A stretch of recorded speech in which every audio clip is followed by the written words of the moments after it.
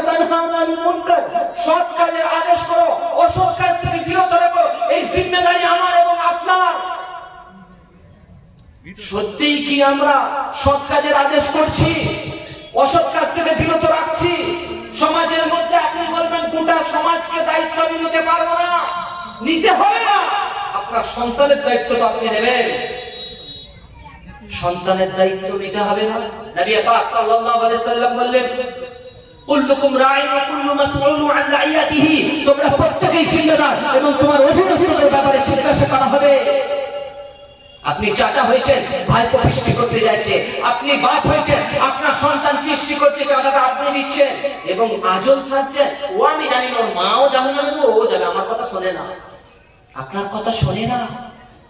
রোজগার আপনি করছেন, আপনার স্ত্রী বেপরদায় ঘুরছে, রোজগার আপনি করছেন, আপনার স্ত্রী নামাজ পড়ে না, রোজগার আপনি করছেন, আপনার স্ত্রী দিনদার নয়, রোজগার আপনি করছেন, আপনার ছেলে আল্লাহকে মানে না, রোজগার আপনি করছেন, আপনার ছেলে শিরক করে, রোজগার আপনি করছেন, আপনার ছেলে বিরাট করে।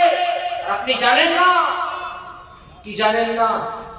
রাতের অন্ধকারে ছেলে হাউ হাউ করে মোবাইলে ভালো লাগে না,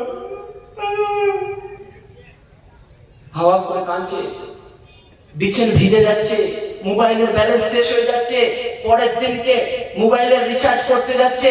আপনি জানেন না? ফ্রি ফায়ার খেলছে, মৌলানা সাহেব এসে বলছে যে হুজুর আমার ছেলে খারাপ হয়ে গেছে, আমার ছেলে গেম খেলে, গেম খেলতে গিয়ে গেমের রিচার্জটা কোথা থেকে পায়? মৌলানা সাহেবকে শুধু দোয়া করে দেবেন না, দোয়াতে যদি সব হয়ে যেত, যদি আপনাকে সখতি করতে না হতো, তাহলে ক্যাটরিনা, কারিনা, অমিতাভ, সালমান সব আমাদের কথা শুনতো, পায়ের তলে বাড়ি থাকতো।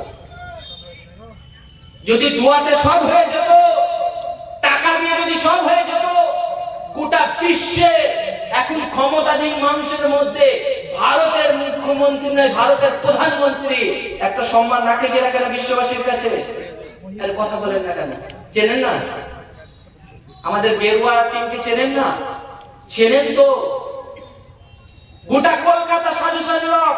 গতকাল শুক্রবার 30শে ডিসেম্বর 2022 সেই কলকাতায় আসবে দেশের প্রধানমন্ত্রী, কিন্তু আল্লাহ বলছে দাঁড়া,